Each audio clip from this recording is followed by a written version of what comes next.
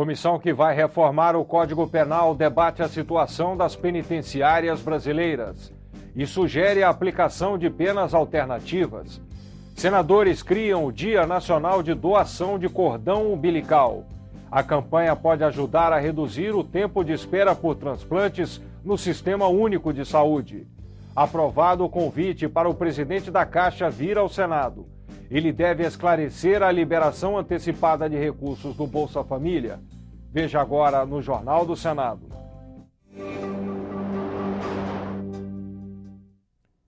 Boa noite. 550 mil brasileiros estão em cadeias e penitenciárias. A comissão do Senado que estuda a reforma do Código Penal discutiu hoje se parte dessas pessoas poderia responder pelos crimes com penas alternativas. Os participantes debateram um problema que não para de crescer: a população carcerária brasileira. De 2003 a 2012, o número de presos aumentou 78%. Após o cumprimento da pena, a taxa de reincidência no crime é de 70%. Resultado: faltam 249 mil vagas no sistema prisional. Para os debatedores, as condições das penitenciárias não permitem a recuperação dos presos. Um preso primário, ele pode ficar numa estrutura física prisional muito mais leve do que a estrutura que nós temos hoje. Hoje, um preso primário fica junto com um preso de alta periculosidade numa estrutura, né, e você não dá tratamento nem a um nem a outro. Cerca de 10% da população carcerária responde por crimes com pena máxima de 4 anos. Criar uma vaga no sistema penitenciário custa R$40 mil e a manutenção do preso chega a R$2 mil por mês. Por isso, o Ministério da Justiça defende a aplicação de penas alternativas em crimes de menor gravidade. Talvez seja muito mais interessante ver aquele sujeito que praticou o crime, ele receber a sua pena e cumpri-la, por exemplo, por meio de uma prestação de serviços à comunidade. Então, para a sociedade é mais interessante isso porque ela sabe que aquela vaga na prisão tem um custo. Esse custo não é baixo, esse custo é excessivamente alto. Ao mesmo tempo, para o preso também é interessante. Não adianta a gente prever a aplicação de penas alternativas se nós não temos como executá-las, né? Então, a banalização, né, de cestas básicas, a aplicação de institutos extremamente importantes, como a suspensão condicional do processo, sem um procedimento de responsabilização, sem a possibilidade de uma reparação dos danos da vítima, sem possibilitar que a comunidade envolvida tenha seus danos reparados. Você não tem como discutir alternativas penais sem se falar num sistema nacional de alternativas penais. Senadores também opinaram. Magno Malta defendeu cadeia para quem cometer crimes hediondos e monitoramento eletrônico nos outros casos. Esse sujeito que cometeu um crime sem natureza hedionda, e muitas vezes um crime que é crime mesmo, mas até foi involuntário.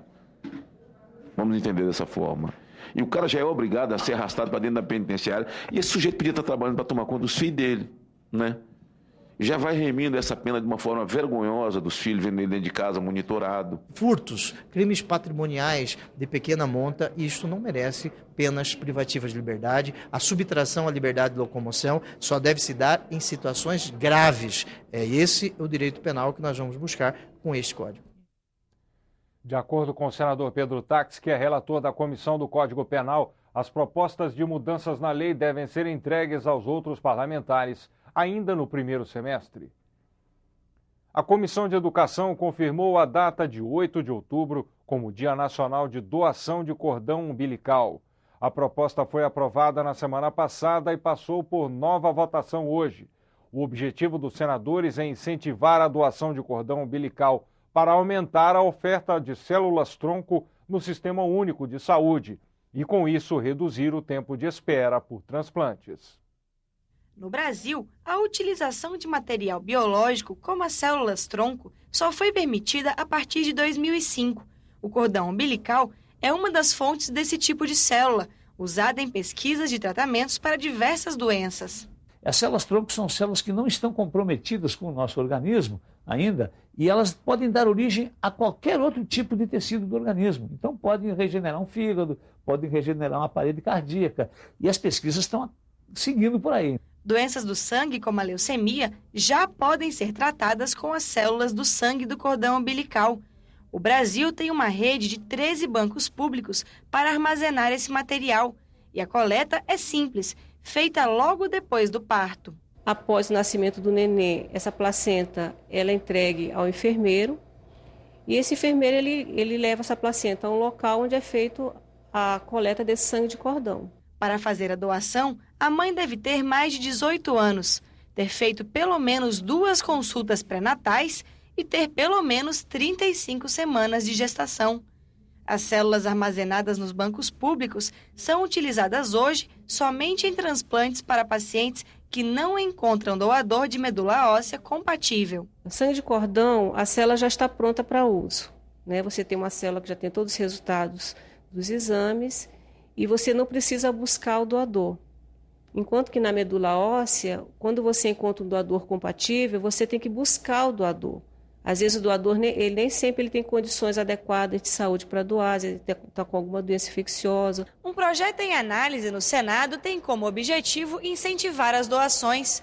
A proposta cria o Dia Nacional da Doação de Cordão Umbilical, 8 de outubro, dia em que foi realizado o primeiro transplante de medula óssea com sangue do cordão umbilical de um doador brasileiro. É preciso que a gente esclareça, faça a campanha e dê garantias de que os nossos bancos de material genético possam receber cordão umbilical do maior número possível de brasileiros e brasileiras que nascem todos os dias. Para esta pesquisadora, é importante que a população seja conscientizada sobre a doação do cordão umbilical. O que é necessário é que as pessoas saibam, né, que isso vai para um banco que pode ser útil para todo mundo, né, e que também elas vão poder usufruir, os seus parentes, caso necessitem, né, desse banco. Essas células são caracterizadas de modo que, quando há necessidade, se possa recorrer a uma célula compatível com aquela pessoa que está com a doença. O projeto do senador Inácio Arruda dá o primeiro passo.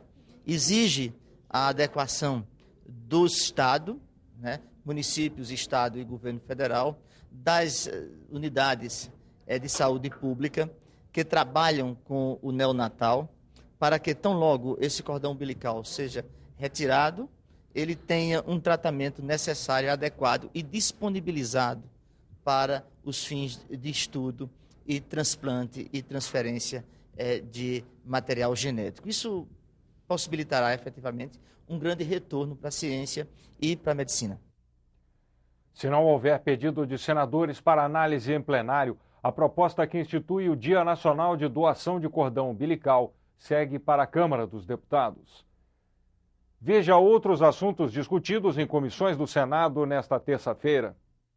A Comissão de Meio Ambiente aprovou o convite ao presidente da Caixa Econômica Federal, Jorge Hereda, para que ele esclareça a liberação antecipada de recursos do Bolsa Família. Em maio, houve tumulto nas agências da Caixa com o boato de que o programa seria suspenso. A comissão também aprovou o projeto que determina a indicação geográfica para os biocosméticos produzidos na Amazônia e cria um fundo para desenvolvimento e pesquisa na região. A proposta vai ser analisada agora na Comissão de Assuntos Econômicos. O que nós defendemos é que a região tenha o seu desenvolvimento baseado na sustentabilidade, ou seja, que toda essa exploração da nossa riqueza natural sirva, antes de mais nada, para garantir a melhoria da qualidade de vida das pessoas que lá estão. A Comissão de Ciência e Tecnologia rejeitou o projeto que priorizava inquéritos e ações penais que envolvessem crimes de corrupção. A proposta determinava situações em que delegados e Ministério Público poderiam reunir provas sem a necessidade de autorização judicial. Mas, de acordo com os senadores, algumas medidas eram inconstitucionais. A matéria ainda vai ser analisada na Comissão de Constituição e Justiça. Os parlamentares aprovaram o projeto que institui a Política Nacional de Apoio aos Agrotóxicos e Afins de Baixa Periculosidade. Pela proposta, o governo deve financiar pesquisas e oferecer crédito aos produtores rurais que utilizarem defensivos agrícolas de baixo risco. O texto foi encaminhado para apreciação da Comissão de Agricultura e Reforma Agrária. Se você tem um incentivo, um estímulo a todo agrotóxico natural, automaticamente você tem uma produção de qualidade. E com isso nós vamos evitar de pessoas ficar consumindo agrotóxico e depois automaticamente está utilizando os hospitais públicos ou privados, tendo um custo para se tratar. A Comissão de Educação aprovou o projeto que estabelece novas regras para indenizações nas negociações de jogadores de futebol. Pelo texto, o clube será obrigado a apresentar a lista de empresas e outros parceiros que tenham direito a receber parte da cláusula indenizatória no momento em que o atleta é registrado em uma federação ou confederação. Caso contrário, os clubes ficariam impedidos de receber recursos públicos ou participar de programas de recuperação econômico-financeira. O texto seguiu para exame da Comissão de Assuntos Sociais. O projeto pretende dar transparência à cláusula indenizatória dos contratos especiais dos desportistas, ou seja, identificar quem são os investidores e também permitir que 10% do valor desses contratos possam servir para quitar débitos trabalhistas e previdenciários. A escalada de conflitos envolvendo índios e produtores rurais e problemas no Bolsa Família, assuntos debatidos pelos senadores em plenário. Álvaro Dias destacou a aprovação de convite ao presidente da Caixa, que deverá explicar aos senadores os tumultos causados por boatos sobre o Bolsa Família. O senador citou relatórios da Controladoria Geral da União para apontar irregularidades no programa do governo federal. Servidores, empresários, produtores rurais, alunos de escolas particulares, autoridades e até pessoas falecidas recebendo o Bolsa Família. Assir Gurgax pediu mudanças no sistema de validação de diplomas de médicos formados no exterior. Ele reclamou da falta de profissionais fora dos grandes centros do país, especialmente em Rondônia. Está muito difícil conseguir médicos que queiram atuar no interior do país. E nem todas as prefeituras possuem as condições financeiras de pagar um bom salário aos médicos. Romero Jucá protestou contra a ação do Ministério Público Federal do Amazonas, que pede a suspensão das obras da linha de transmissão de energia entre Manaus e Boa Vista. Roraima e Boa Vista hoje é um sistema isolado de energia. Nós recebemos uma parte da energia que consumimos da Venezuela e o restante da energia que Roraima consome no interior é produzido por motores a óleo diesel que consomem combustível, que poluem, que dão um atendimento de má qualidade à população. E os conflitos entre índios e produtores rurais em diversas regiões do país colocaram em lados opostos os senadores Roberto Requião e Cátia Abreu. O Brasil está em guerra, senador Jucá. Uma longa, 5 vezes centenária guerra. A nunca sobrestada guerra contra os índios. O assassinato do Terena Osiel Gabriel, no dia 30 de maio em Sidrolândia, Mato Grosso, estado que concentra mais de 50% dos assassinatos de índios no país, nada mais é que um trivial, corriqueiro episódio deste conflito. O Mato Grosso do Sul, hoje, tem 66 fazendas invadidas por índios. 66 fazendas. Nós estamos aqui suplicando, porque isso vai virar uma guerra civil.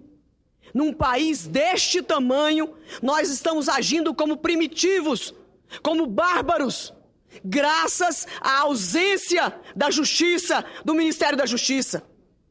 Eu quero aqui lembrar que de 1988, quando nós promulgamos a Constituição, de lá para cá, já foram aumentadas as terras indígenas em 850%.